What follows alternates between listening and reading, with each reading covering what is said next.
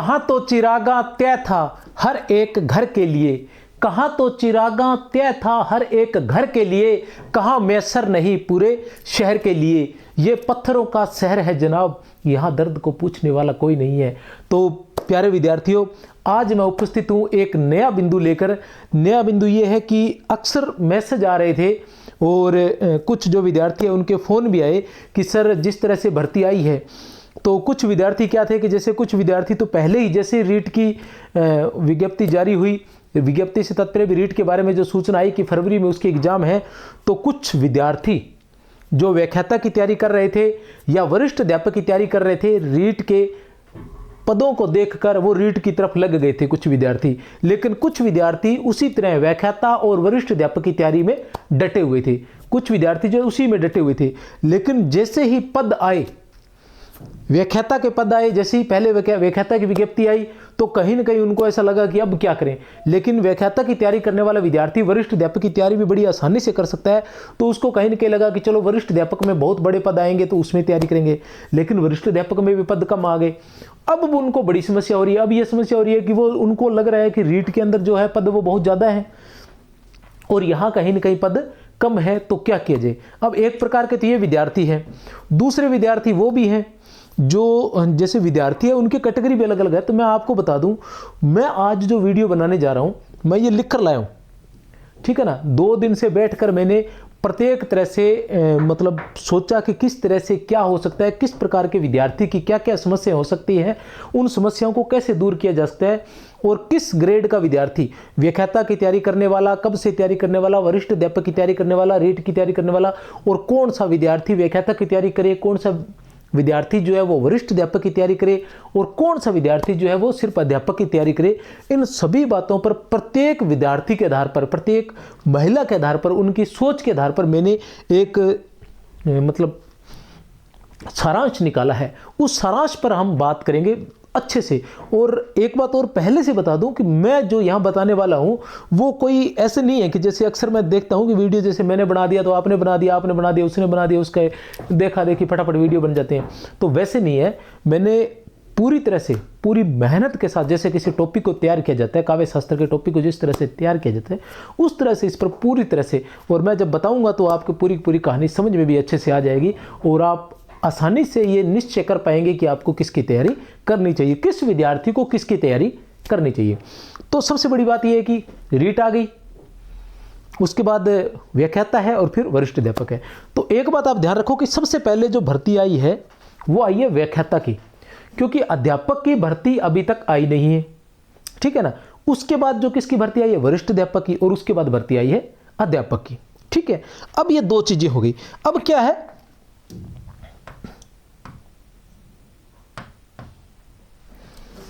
एक हुआ हमारे पास व्याख्याता, उसके बाद हो गया हमारे पास वरिष्ठ अध्यापक, और उसके बाद हो गया हमारे पास अध्यापक।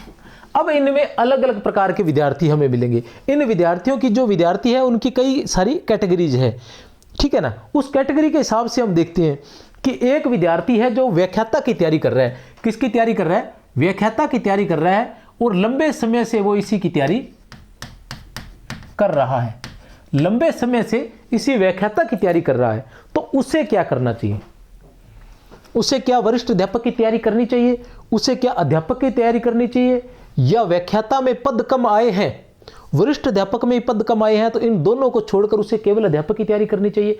इस पर अपनी बात करेंगे।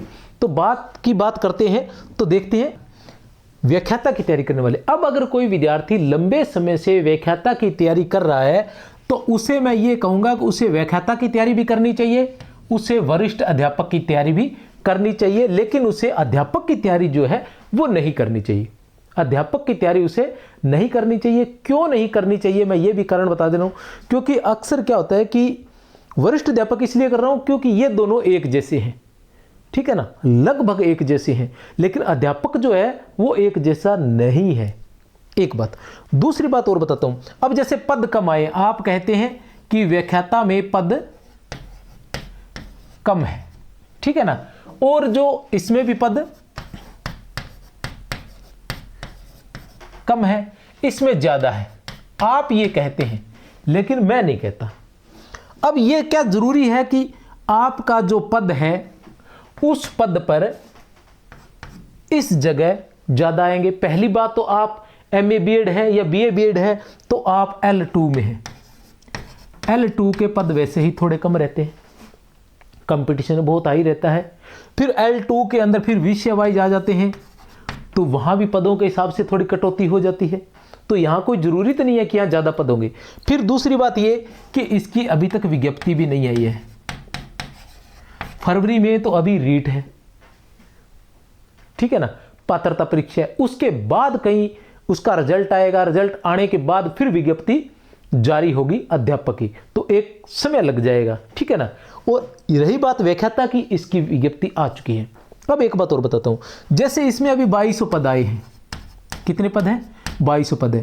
पहली बात तो आपको मैं ये कहता हूं कि इसमें पद बढ़ जाएंगे 100 में से 100%। इसमें 100 में से 100% पद बढ़ जाएंगे। लेकिन अगर कहीं पद नहीं बढ़ते हैं तो 2028 के लगभग चुनाव है, उससे पहले 2027 में एक बड़ी भर्ती आ जाएगी।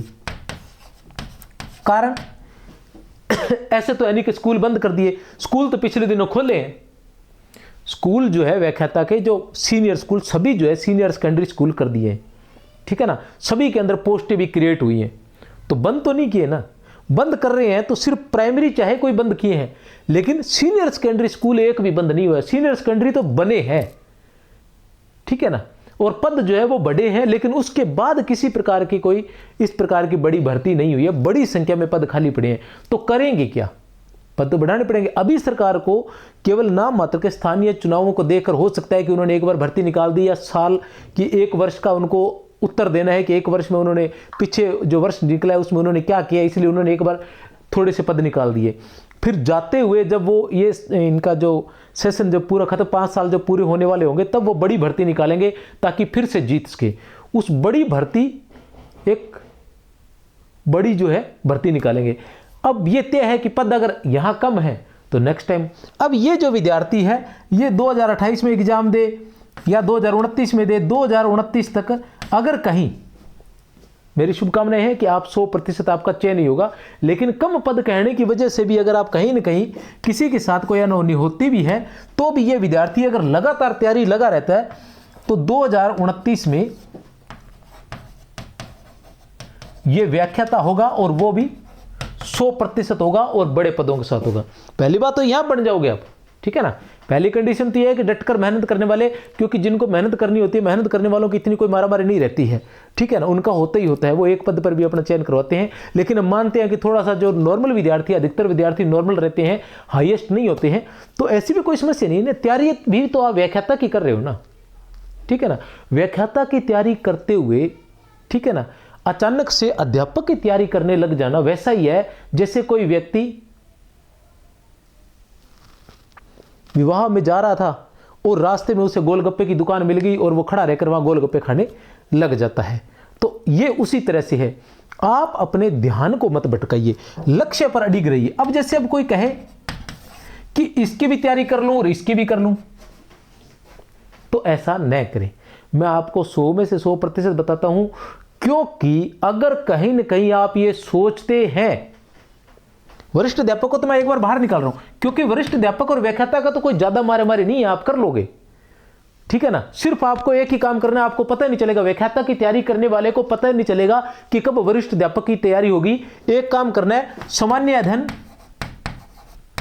ठीक है ना, और विषय, इन दोनों के उन बिंदुओं की एक लिस्ट बना लो जो दोनों में एक जैसे हैं, ठीक है ना, जो दोनों में एक जैसे हैं, उनकी लिस्ट बना लो। अब आपने क्या करना है कि उन बिंदुओं को ज्यादा अच्छे से करना है, उन बिंदुओं को बहुत ज्यादा अच्छे से तैयार करना है, ठीक है ना। बाकी जो व्याख्याता के बिंदु है वो नॉर्मल चलने दीजिए, जितना आप कर सकते उतने, लेकिन इन पर थोड़ा फोकस ज्यादा रखिए कि अच्छे से तैयार हो जाए। जैसे ही सबसे पहले भर्ती किसकी होगी? व्याख्याता की योग्य तय है। जब व्याख्याता की भर्ती सबसे पहले हो जाएगी, उसकी 1-2 महीने पहले विज्ञप्ति बाद में भर्ती होगी, 2 या 3 महीने बाद होगी, तो फिर आप वरिष्ठ अध्यापक की तैयारी लग जाना, ठीक है ना। पहले पूरा फोकस इस पर रखिए, और जब आप उसकी तैयारी करेंगे तो आपको बता दूं कम से कम 70% आपका कोर्स जो है, चलो पहली बात 70% है। मेरे जैसे मैं हिंदी विषय का हूं, तो हिंदी विषय का तो मुझे पता है कि 70 से भी क्रॉस कर जाता है, 80 तक एक जैसा है। लेकिन और सब्जेक्ट का हो सकता है, बाकी सब्जेक्ट के बारे में ज़्यादा नहीं ध्यान है मुझे, तो मुझे लग रहा है जैसे SST जैसा है वो तो एक जैसे ही होते होंगे, ठीक है ना, पॉलिटिकल साइंस वगैरह हुआ, लेकिन फिर भी मुझे ध्यान नहीं है, तो मैं ये मानता हूँ कम से कम 60% कोर्स यहाँ हो जाता है।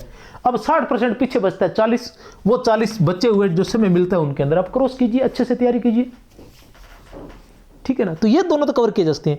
ये नहीं, कोई भी ऐसी चीज जो एक विषय की तैयारी कर रहा है, व्याख्याता की तैयारी करने वाला विद्यार्थी कोई ऐसा काम न करे जो व्याख्याता के अंतर नहीं है। व्याख्याता वाले टॉपिक छोड़ के दूसरे टॉपिक न करें, क्योंकि फिर फिचड़ जाएंगे। क्योंकि मैंने देखा है बेरोजगारी जो होती है, हम समझ सकते हैं बेरोजगारों का दर्द, क्योंकि हम कोई मतलब जॉब में ही पैदा नहीं हुए थे, पहले बेरोजगारी थी, ठीक है ना। तो बड़ा मुश्किल होता है बेरोजगार के लिए डिसीजन लेना, लेकिन ये डिसीजन ही तो होती है ना, ठीक है ना।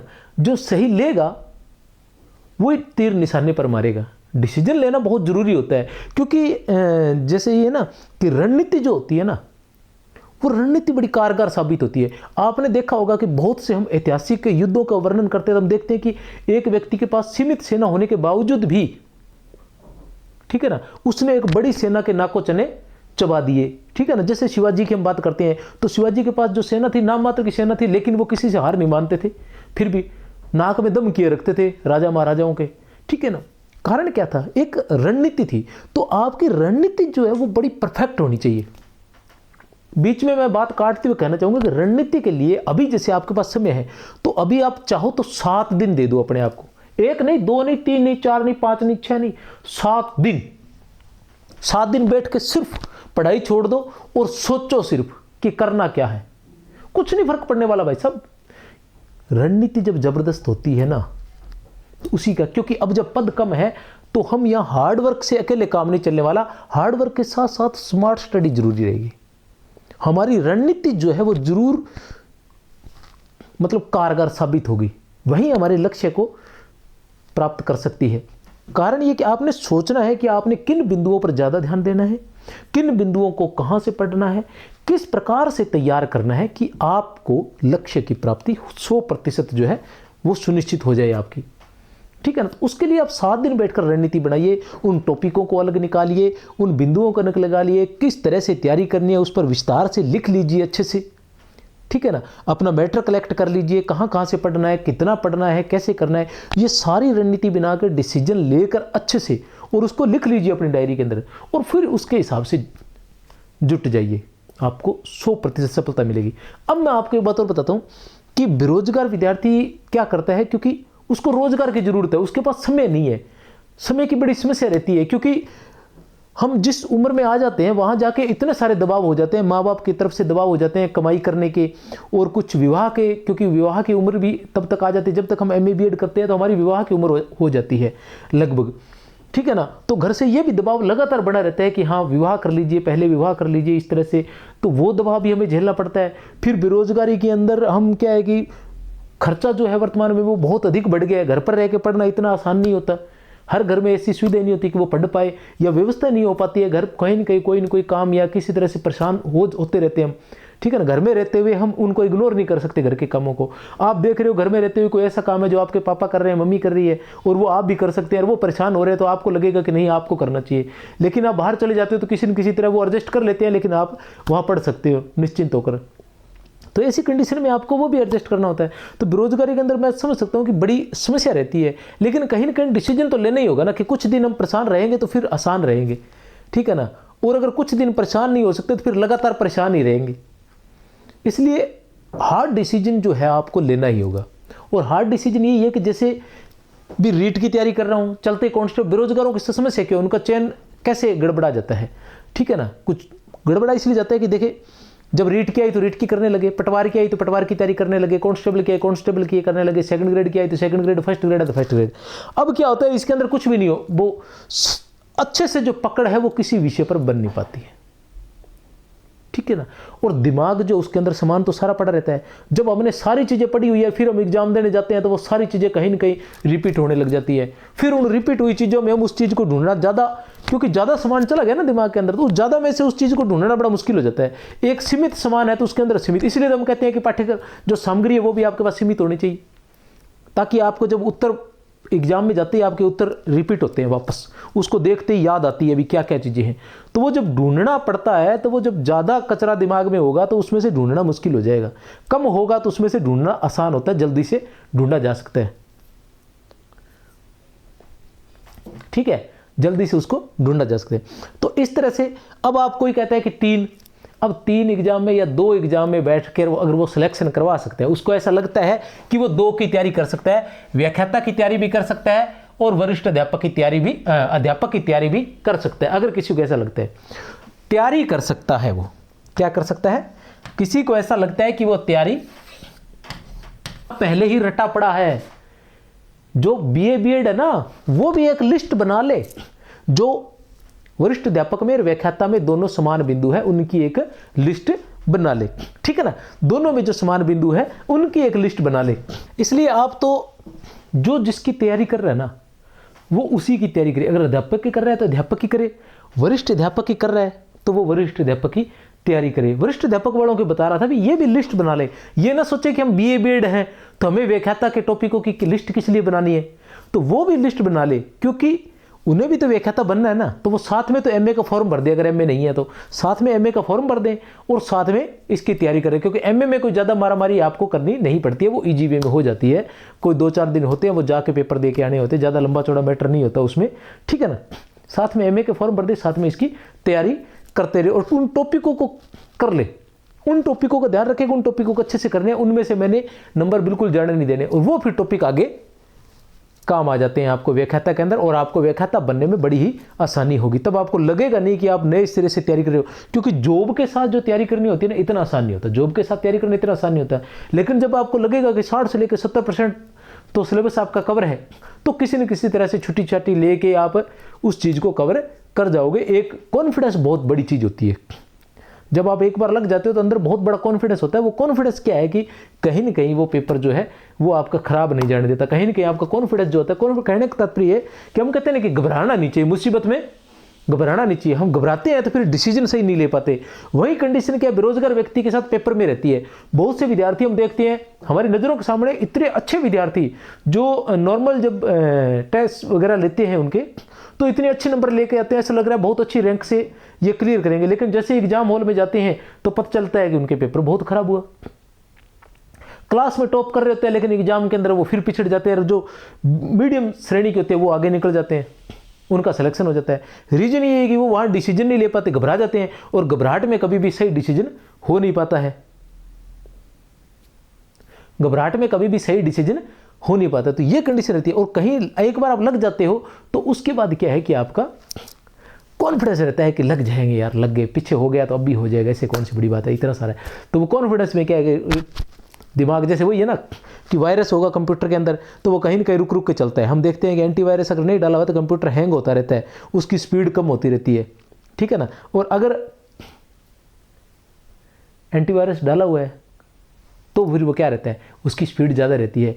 तो कहने का मतलब ये कि वायरस आते ही कहीं ना कहीं गड़बड़ होती है, चाहे वो कंप्यूटर हो चाहे दिमाग हो। तो ये हमें इस बात का ध्यान रखना। अध्यापक की रही बात, अध्यापक की जो तैयारी कर रहे हैं लंबे समय से, उन्हें बिल्कुल भी नहीं सोचना चाहिए बाद में देख लेंगे जब भी होगा।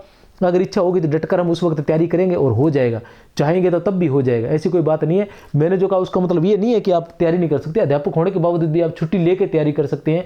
आपके अंदर है स्टेमिना तो आप 1 साल नहीं, क्योंकि अध्यापक तो आप लगे हो पहली नहीं तो दूसरी से ही लगातार प्रयास करोगे तो आपको हो जाएगा, व्याख्याता भी बन जाएंगे। ठीक है ना, हम लोग भी 3rd ग्रेड से 2nd ग्रेड, 2nd ग्रेड से 1st ग्रेड से लगातार बन ही गए ना। ठीक है ना, हमारे साथी भी बहुत सारे बने हुए। ठीक है, और कुछ लोग तो RS IAS भी बन गए, कुछ प्रोफेसर बन गए। अलग अलग सिस्टम जो तैयारी करता है वो चलते हैं, जॉब के साथ साथ लगातार कर रहे हैं लोग और लग रहे हैं, तो ऐसी कोई समस्या नहीं है। कुछ चीज़ें हैं जो मैं आपको और बता देना चाहता हूँ, अगर कुछ रह गया तो, क्योंकि मैंने ये लिखा था चाहो तो 7 दिन लगा दो, लेकिन योजना ऐसी धांसू बना लो कि जीत के झंडे गाड़ कर ही दम लो। जब सीटें कम हो गई तो हार्डवर्क अकेले से काम नहीं चलता, आपको स्मार्ट स्टडी भी करनी पड़ती है। ठीक है,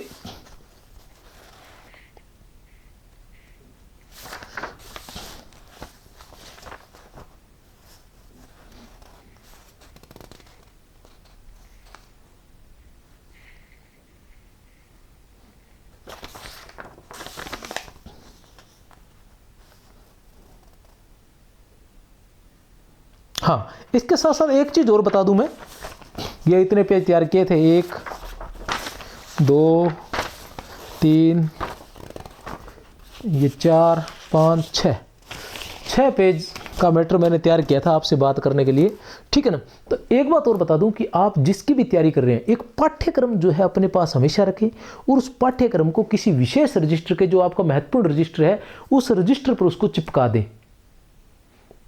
ठीक है। उस रजिस्टर पर उसको चिपका दें और उस पर ये लिखते जाएं कि कौन सा टॉपिक आपने कहां से किया है, ताकि बाद में कोई समस्या क्रिएट न हो। पाठ्यक्रम जरूर रखें और पाठ्यक्रम के हिसाब से ही आप तैयारी करें। ऐसे नहीं कि बस ठीक है चले जा रहे हैं, अब इतिहास करें, कोई गाइड उठा ले और गाइड में जो शुरू से है वैसे, हालांकि गाइडों में भी शुरू से वैसे ही होता है, लेकिन तो आप सभी को बहुत बहुत शुभकामनाएं। किसी भी प्रकार की घबराने की जरूरत नहीं है। अगर आपको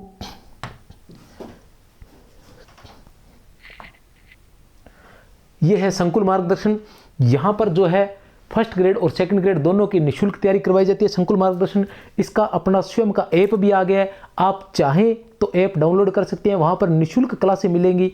निःशुल्क जो है first grade second grade Hindi विषय वालों के लिए है ये, वहाँ PDF मिलने वाली है टोटल, ठीक है ना। और हस्तलिखित नोट्स भी आपको प्राप्त होंगे। एक निःशुल्क फोल्डर दिया हो उसके अंदर, उसमें ये निःशुल्क वाली सारी सामग्री आपको मिलने वाली है। चैनल अपना जिस पर आप चल रहे हो इस पर है, इस पर सारी क्लासें निःशुल्क आने वाली है। अभी पिछले दिनों क्लासें आई हैं आपने देखी हैं, उसी हिसाब से आगे भी क्लासें लगातार आने वाली हैं बड़े बड़े प्रश्नों की। संस्कृत शिक्षा वालों के लिए मैं एक मतलब अभी जो 12-13 दिन बचे हैं उनके लिए एक बड़ी मेगा क्लास लेकर आने वाला हूं, जो 12-13 दिनों के अंदर मतलब पूरा पाठ्यक्रम में करवा दूंगा कवर। और बाकी अपने RPC वरिष्ठ अध्यापक का एक छोटा सा कोर्स है, 1499 रुपये का, सिर्फ इतनी ही फीस है उसकी, और आप आराम से परचेज कर सकते हैं। व्याख्याता का भी इतने का ही है, इससे मतलब सबसे सस्ते वाला अपना ही है, ठीक है ना। लेकिन सामग्री जो है वह यूट्यूब पर आप देख लें, उसके हिसाब से ही आपको मिलने वाली है। यूट्यूब पर अभी पिछले दिनों कुरुक्षेत्र आया है, उससे पहले खून का टीका मैंने करवाया था, अभी मैं इसके बाद जो है श्रद्धा करवाने वाला हूँ, ठीक है ना। तो आप उनको देखें बिंदुओं को, उसके बाद आप डिसीजन ले, अच्छा लगे तो आप ले सकते हैं, नहीं लगे तो कोई बात नहीं। यूट्यूब पर लगातार मैं आता रहूँगा और मेरी तरफ से बहुत बहुत बधाई और बहुत बहुत शुभकामनाएं। घबराने की कहीं आवश्यकता नहीं है। जो जीतते हैं वो जीतते हैं, जो हार्डवर्क करेगा वो जीतेगा, ये तय है, ठीक है ना। ये 100 में से 100% तय है कि जो हार्डवर्क करेगा वो जीतेगा ही। तो आप हार्डवर्क कीजिए, अपनी स्टडी को थोड़ी धार दीजिए और अपने आप पर विश्वास रखिए कि आपने मेहनत की है तो आपको कोई हरा नहीं सकता, आप जीतेंगे। मेरी तरफ से बहुत बहुत शुभकामनाएं। जय हिंद, जय भारत। अगर कोई समस्या हो तो आप मैसेज कर सकते हैं, ठीक है ना। किसी प्रकार की कोई समस्या हो तो मैं प्रत्येक वीडियो काफ़ी दिन होने के बाद उसके मैसेज हो सकता है ना देख पाऊँ, लेकिन अभी जब चल रहा होता है वीडियो तो मैं सभी के मैसेज देखता हूँ और कोशिश करता हूँ कि उनके उत्तर दे पाऊँ। जय हिंद, जय भारत।